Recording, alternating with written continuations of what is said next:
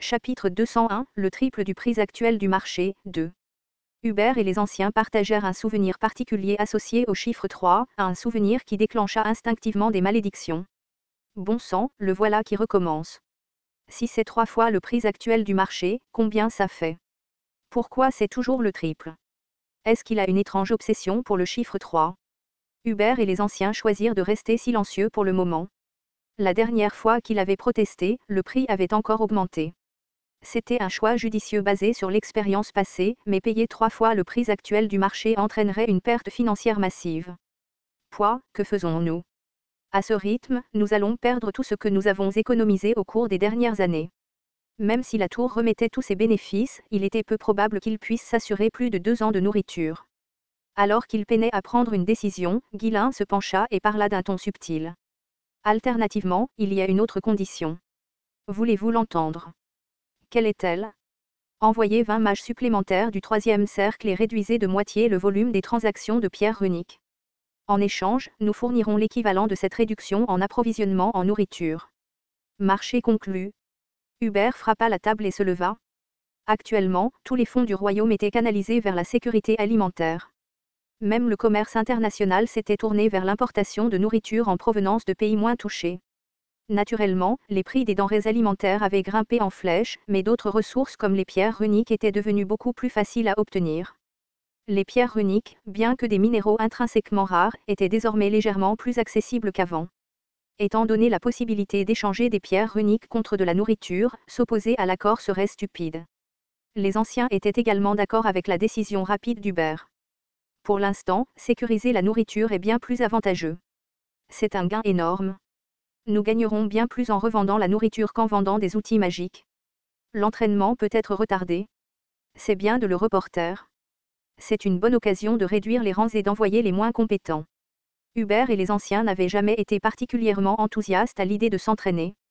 La perspective de possibilités d'entraînement réduite en raison de la diminution du nombre de pierres runiques ne les dérangeait pas le moins du monde. Voyant leur enthousiasme, Guillain afficha un large sourire. Ah, ça tombe bien.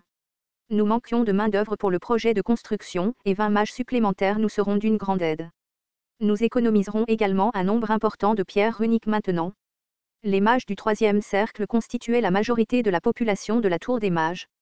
C'était parce que le 3e cercle était une étape de transition où de nombreux mages stagnaient. En vérité, la magie nécessaire à la construction pouvait facilement être effectuée par des mages du 2e cercle. Cependant, Guillain ne voulait pas faire perdre du temps à ceux qui étaient encore dans leurs meilleures années d'apprentissage. À partir du 3e cercle, progresser davantage nécessitait un talent important. Ceux qui ne pouvaient pas progresser se retrouvaient souvent bloqués, incapables d'avancer ou de reculer. La Tour des Mages comptait probablement de nombreux individus dans une telle situation. Hubert n'enverrait personne de vraiment talentueux, il était donc clair que seuls ceux qui manquaient de potentiel finiraient ici. Et s'ils travaillent assez dur ici, ils pourront dépasser leurs limites. Manquant de talent et se heurtant à un mur de croissance. Alors ils n'avaient plus qu'à travailler d'arrache-pied. Les aider à grandir tout en faisant progresser le développement du territoire, c'était une situation gagnant-gagnant. Bien sûr, l'autre partie ne le verrait jamais de cette façon.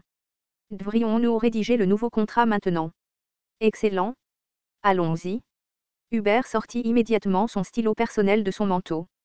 Le stylo avait un corps en or, incrusté de tant de petits joyaux qu'il paraissait presque grotesque, comme un objet couvert de bernacle.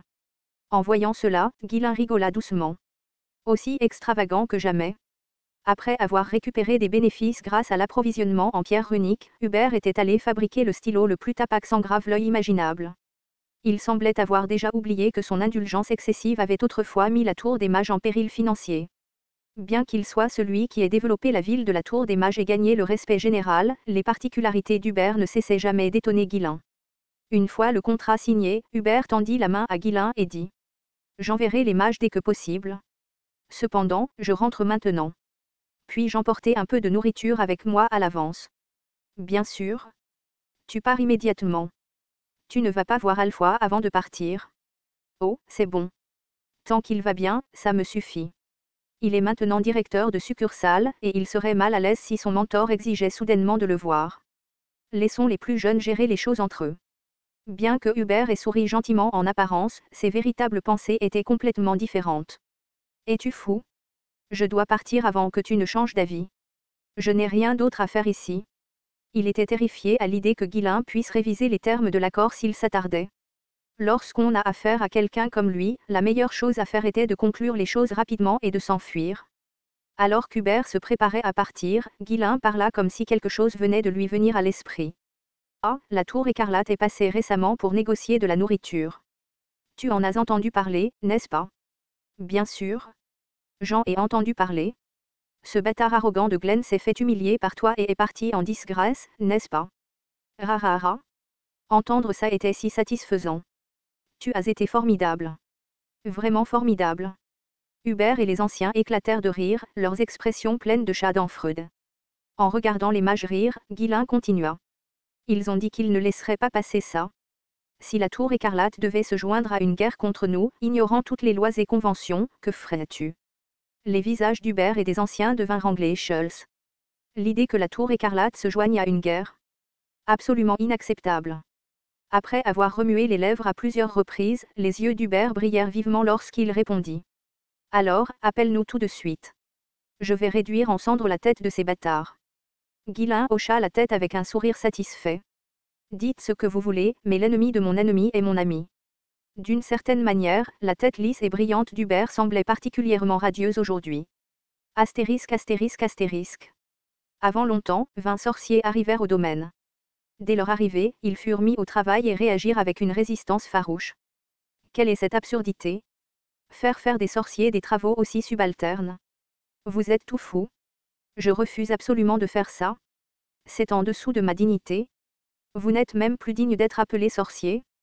Comment avez-vous pu vous abaisser à faire ce genre de travail trivial? Bien sûr, les sorciers en place ne restèrent pas les bras croisés à regarder de telles crises se dérouler. Maintenant qu'il y avait plus de mains pour se partager le travail, il était nécessaire d'établir rapidement la discipline. Quand moi, le chef de la branche, je donne un ordre, vous l'obéissez. Vous, petit voyou. Cet endroit est maintenant une véritable tour magique. Contrairement à avant, Alfoy, qui avait enduré une épreuve après l'autre, devint fou furieux. Ayant maintenant plusieurs alliés à ses côtés, il se sentait inarrêtable. Il n'y avait rien à craindre. Rassemblant du mana dans sa main, Alfoy cria. Si vous n'écoutez pas, je vous réduirai tous en bouillie. Allez-y, voyons comment vous essayez. Les nouveaux sorciers se levèrent agressivement contre lui, mais ils furent tout rapidement écrasés. Bien qu'Alfoy et les sorciers en place ne soient que légèrement plus forts que les nouveaux venus, l'écart n'était pas insurmontable, mais le résultat fut écrasant. Les nouveaux sorciers vaincus étaient consternés et exigeaient des réponses. Que se passe-t-il? Comment êtes-vous tout devenus si forts d'un coup? Oui, c'est étrange. J'ai l'impression que je suis devenu plus fort d'une certaine manière. Même Alfoy trouvait cela déroutant. Son contrôle du mana semblait plus fluide et la vitesse à laquelle il lançait des sorts avait considérablement augmenté. Il n'avait pas participé à un vrai combat depuis un moment et pensait simplement que c'était normal. Après y avoir réfléchi un instant, Alfoy déclara. Le travail de construction vous rend plus fort. Donc, si vous travaillez dur, vous deviendrez plus forte aussi. C'était une déclaration sans fondement, lancée sans trop réfléchir, mais elle s'avéra vraie. Les nouveaux sorciers n'eurent d'autre choix que d'acquiescer à contre-cure. Pendant ce temps, Alfoy, qui était devenu un homme d'innombrables expériences dans ce domaine, assurait une gestion minutieuse. Vous dire de travailler dur ne suffira pas. Si vous voulez que les gens fassent des efforts, vous avez besoin d'un contrat. Sans hésitation, il entraîna les nouveaux sorciers et les força à signer des contrats d'esclavage. Sa nature perverse ne lui permettait pas de laisser une source de commodité inexploitée. Les sorciers, qui étaient devenus esclaves du jour au lendemain, ne purent contenir leur ressentiment. Cherchant quelqu'un sur qui évacuer leur colère, ils dirigèrent leur colère vers Vanessa, qui travaillait avec diligence. Et, Vanessa, fais ça pour moi. Assure-toi que mon linge soit fait pour ce soir. Tu es toujours aussi lente, hein? Bouge plus vite, veux-tu? Veux-tu que je te punisse à nouveau? C'était un phénomène naturel pour eux. Après tout, Vanessa avait été la servante de la tour magique. Surpris par les menaces soudaines, Vanessa, qui avait vécu paisiblement jusqu'à présent, était visiblement troublée. Hein? Même si elle avait atteint le 6e cercle, ses réserves de mana étaient encore gravement insuffisantes. De plus, la peur ancrée en elle depuis l'enfance n'était pas quelque chose dont on pouvait facilement se débarrasser.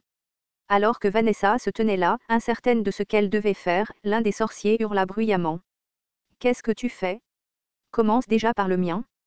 Tu as perdu la tête. À ce moment-là, Alpha chargea soudainement en avant, sauta haut dans les airs et donna un coup de pied féroce. Vous êtes fous, bande de bâtards. Ouek. Ek. Alors que le sorcier qui tourmentait Vanessa tombait, les sorciers présents se précipitèrent et commencèrent à le piétiner à l'unisson. Boum. Boum. Boum. Aïe. Qu'est-ce que tu fais? Pourquoi me frappes-tu? Le sorcier ne comprenait pas ce qui se passait. Ces gens n'étaient pas de nobles sorciers, ils agissaient comme de véritables voyous. Malgré les protestations, les piétinements continuèrent sans interruption. Et, qui penses-tu commander? Tu n'as pas tes propres mains. Lave ton propre linge, espèce de voyou. Mieux encore, meurs déjà. Les gens comme toi devraient nous rendre service à tous et disparaître. Est-ce que tu te rends compte de l'atmosphère ici? Es-tu incapable de lire la pièce? Essaies-tu de nous faire tous tuer? Es-tu une sorte d'assassin? Qui t'a envoyé? Si tu l'énerves, nous sommes tous morts. Tu veux voir ton corps exploser dans une colonne de feu. Tu ferais mieux de te ressaisir. Les sorciers nouvellement arrivés étaient complètement déconcertés. Dans la tour magique, Vanessa n'était rien de plus qu'une domestique. Ils supposaient qu'elle ferait également des tâches subalternes ici, en aidant aux tâches ménagères. À l'époque, ils l'avaient tourmentée ensemble. Pourquoi les choses étaient-elles soudainement différentes maintenant? À ce moment-là, la voix autoritaire d'Alpha retentit. Assez. Les coups cessèrent alors qu'Alpha désignait Vanessa et continuait. Vanessa est la directrice adjointe de la branche de cet endroit. À partir de maintenant, traitez-la avec le même respect que vous me montrez. 2. Directrice adjointe de la branche. Les nouveaux sorciers n'avaient jamais entendu une telle chose auparavant. Vanessa, elle aussi, regarda Alpha sous le choc, son expression déconcertée.